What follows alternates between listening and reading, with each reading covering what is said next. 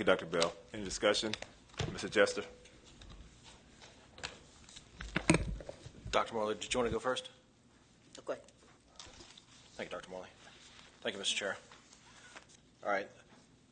So given our fraud assessment, it's important that we don't even look like we have the appearance of fraud. And to that end, I appreciate you including all the other vendors that or all the other school districts that use these various vendors. It makes it look like we're above board on all that. And on that note, what do we know about Sanitech? I noticed, did I miss where other people are using this, or is this their first year in existence? Do we know? That was that last one. Yeah, I'd have to defer to Dr. Walker. This is our first year with Sanitex. Actually, they have an office located here in Atlanta. Do we know if anybody uses them? Because I don't have any record of anybody. No, sir, I can check. I would have to check and look at other districts. Gotcha. Okay. And then going back to boulevard storage, that's kind of been a point of contention for me for a number of years. So there are a number of providers of this service, my understanding is, that are actually here in or around DeKalb. Any idea why they didn't bid? Who did the procurement on this? Dr. Bell, is this your department? I think it was the purchasing department Okay. through School Nutrition Services, yes. Any idea why they didn't bid? Dr. Walker? Okay, this particular vendor, of course, we've used Boulevard Cold Storage for years. We have put this out, the last time it was put out on the street was in 2014, and Boulevard is a well-known vendor that monitors USDA commodity foods. Of course, there are a lot of vendors in the metro that monitor foods, but this requires a certain specific skill set, and it requires 24-hour monitoring to make sure the product is received and held at the proper temperatures. We handle a district of this magnitude is another issue. A district of our size handles about $7 million of commodities that rotate through that warehouse on an annual basis. I have checked with the other school districts, and they all have transitioned to their own internal warehouses. We haven't gotten there yet. Thanks for documenting that in the agenda item. Yes, sir. Any idea if it would be advantageous for us to use that methodology? I'm not saying we should, but is that on your I think we radar? should plan for it and look at it towards the future. There would have to be a plan put in place. Well, I'm to not saying it's a transition. good idea, but I mean, Sure. in your professional opinion, is that something we should consider? I think Or we is make, yes, sir, in the future we can move towards that because Gotcha. we would still spend resources on labor, and of course we would have to have 24-hour monitoring on a warehouse of that magnitude. Well, to that end, maybe it's better if somebody else does it for us. Yes, sir. But did you contact any of the other vendors, especially those in DeKalb, and ask them why they didn't Well, respond? no, sir, but there was one vendor in particular that we're using right now that is looking towards moving in this direction.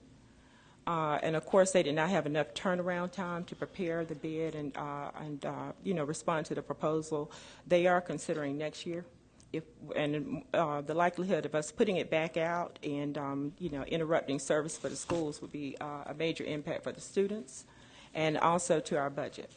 So therefore, we will do all the research and look for how to move forward with another vendor next year, especially if we continue to have that dialogue with the vendor.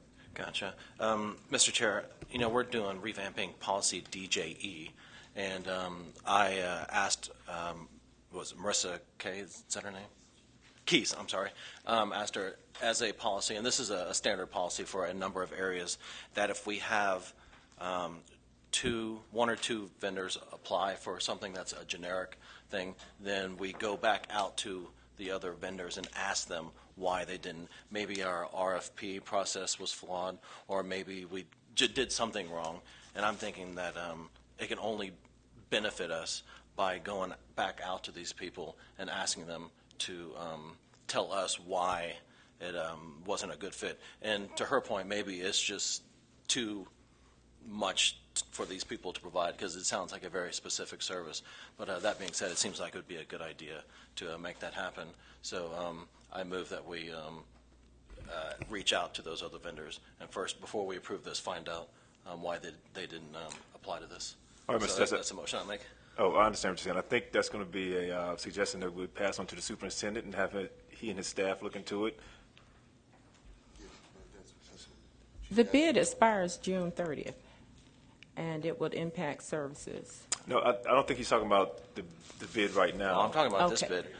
No, So if need be, we can rebid it out. If we put it back out there, we probably get the same results. Boulevard is known for managing this USDA commodity process. I honestly think we would get the same results. It will be Boulevard. Okay. I would just like to know from other vendors why they didn't And that's- bid, and that's what I find was out what it would alluding take to get them to bid. And I was alluding to that, Mr. Jester. Would you like for Dr. Green, through his staff, to ask potential vendors why they didn't bid instead of putting the school system on halt, which would disrupt meals to our students right now? Right.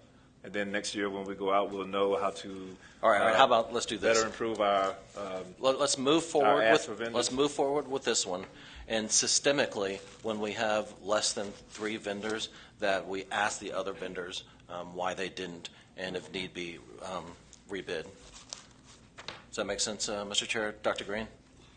Yes, just the timing of that, you would want that done before we brought it to you then? In other words, Yes. is that what you're saying? That Yeah, Before we systemically brought it that- to you, we would go out to vendors, if we had less than 3, we go to those vendors. For vendors who generic didn't- items like this. Who didn't compete, and ask them why, and bring that to the table when we present the. No, I think you should find out why, and if it's a problem with our bidding process, then rebid it out, whether we didn't have the right channels, our RFP is too exclusive, or whatever it is.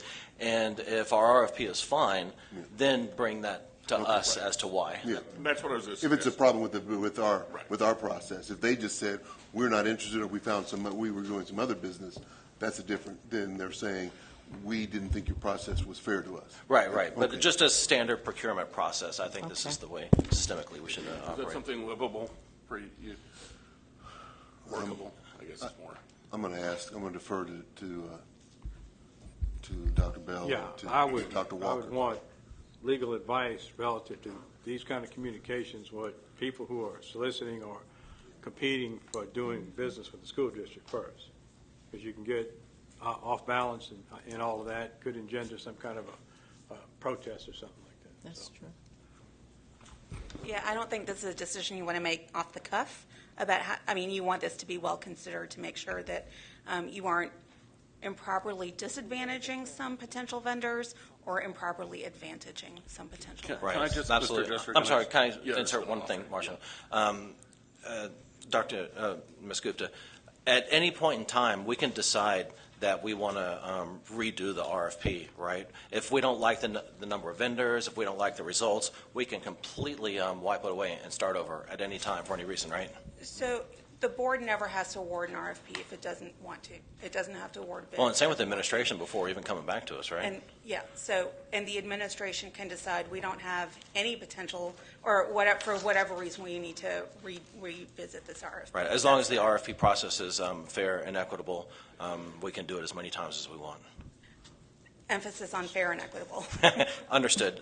Well, Yes, I was Mr. just Wilson. suggest, can we ask the administration so we can move on, is come back to us in a month with a proposal incorporating your thoughts, when you responded, Ms. Gupta's input, that addresses, which I understand Mr. Jester's concern, that in some cases, it looks like there are a minimum number of bidders, and that we build into the process the way to ascertain whether there's a problem in our process, or whether it's just a marketplace, right? So we don't want to, I don't think, I'm going to speak, forcing you to rebid something where only one person wants to bid, we could keep doing it, I think you're right.